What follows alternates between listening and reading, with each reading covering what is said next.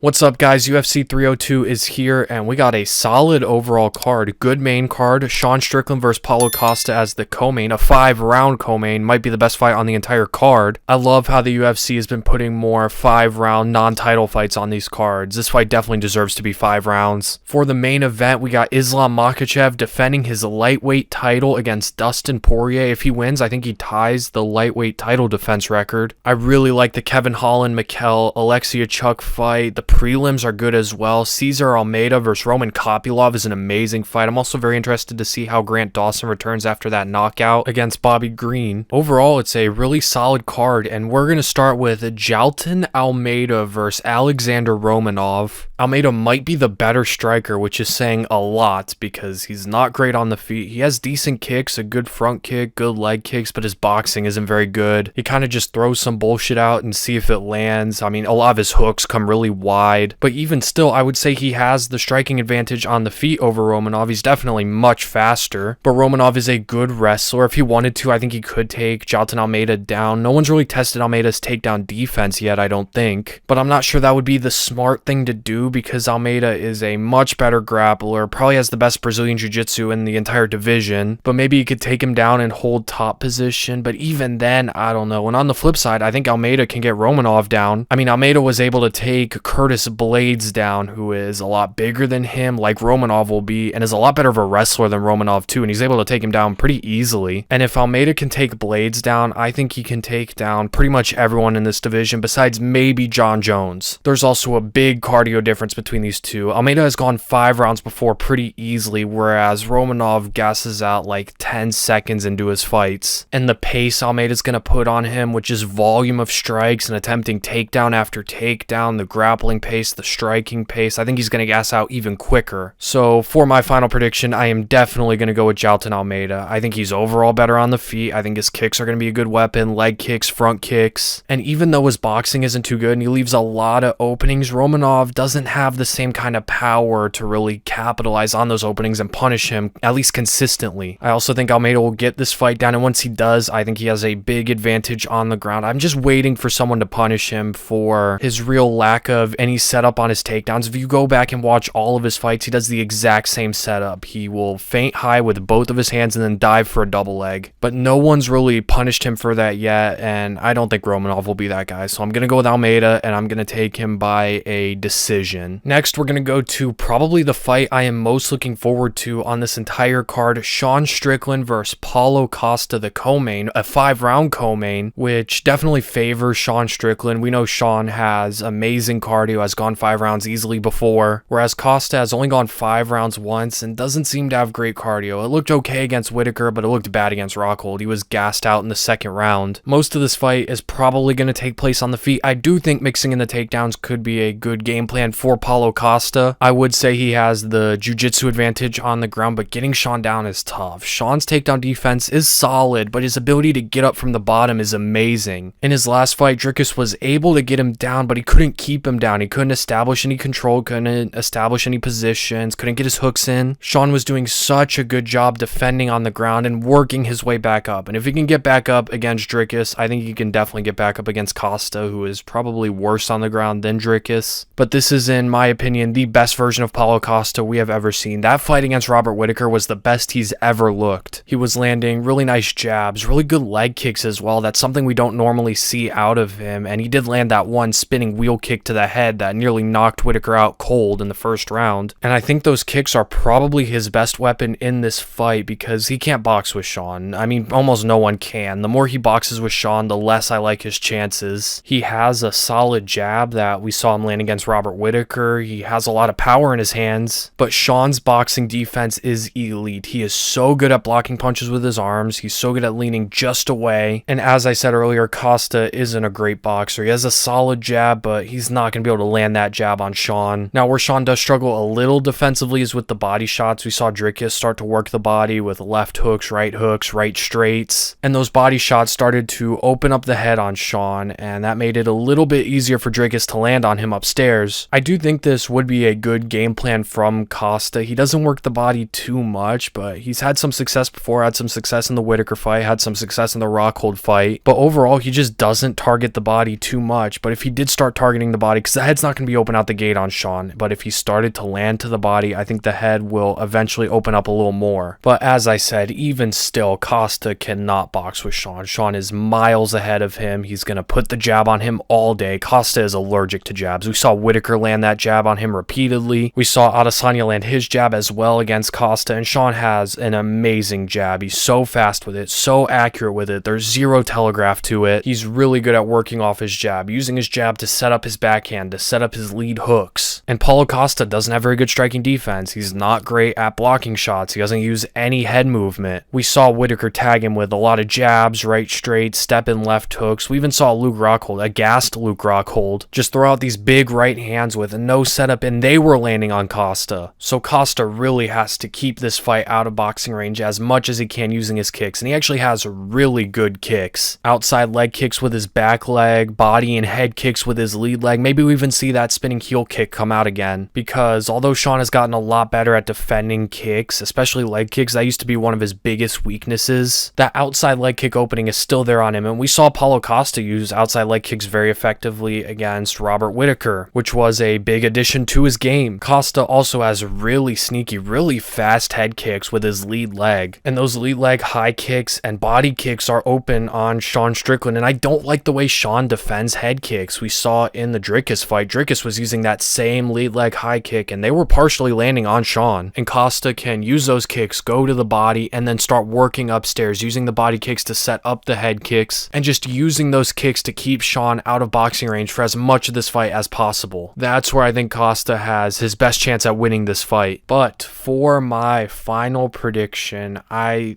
think you have to go with Sean here. 5 rounds definitely favors him. Costa has only gone 5 rounds once, and he hasn't looked great in 3-round fights. Gassed out against Luke Rockhold, and although his cardio looked better against Robert Whitaker, it still didn't look amazing. But Sean is just the much better boxer. Costa is going to have a real hard time landing anything clean on him, and Sean is just going to be picking him apart with his jab, doubling up on that jab, throwing out 1-2s, and just picking him apart in the boxing. Costa is extremely hittable. He is so susceptible to jabs, which is Sean's best punch, and we've just seen him get tagged a lot against guys like Luke Rockhold and Robert Whitaker, who are worse boxers than Sean Strickland. And even with the kicks, which is Costa's best weapon in this fight, I think Sean's going to be able to work in around them. I think Sean's going to put the pressure on Costa, which is going to make those kicks less effective. It's a lot harder to throw kicks when you're moving backwards, and I think Sean has the ability to keep this fight standing if Costa even goes that route, which I don't think he will, but if he does, I think Sean has a takedown defense to defend all of Costa's takedowns. So in the end, I am going to go with Sean Strickland, and I'll go with him by a decision, but I could see a later round stoppage. And then finally, we get to our main event. Islam Makhachev defends his lightweight belt against Dustin Poirier, and did you guys see Khabib is going to be in Islam's corner for this fight? So we'll see how that affects Islam, and Khabib has experience fighting Dustin. He's fought him before, can pass on the knowledge he learned in that fight to Islam. We all know Islam is going to look to take this fight down, and the second he does, the second he shoots in, Dustin is probably going to grab onto that guillotine. He did it every single time against BSD. He did it back in the day against Khabib, but I don't think that's a smart idea for Dustin. There is no way he's going to submit Islam, and he shouldn't even entertain the grappling. He should look to defend all the takedowns and keep this fight standing, because that's where he's his best, instead of initiating the grappling with that guillotine. Dustin actually has solid takedown defense when he's actually trying to defend the takedown, but I don't see him stopping Islam's takedowns. Islam is too good of a wrestler, he's too strong, and on the ground he has a big advantage. Now Dustin is no slouch there, but Islam easily has the advantage. He is very strong on top, has very good control, good at transitioning between different positions, and when Dustin gets taken down, he often gives up his back. He gave up his back against Charles,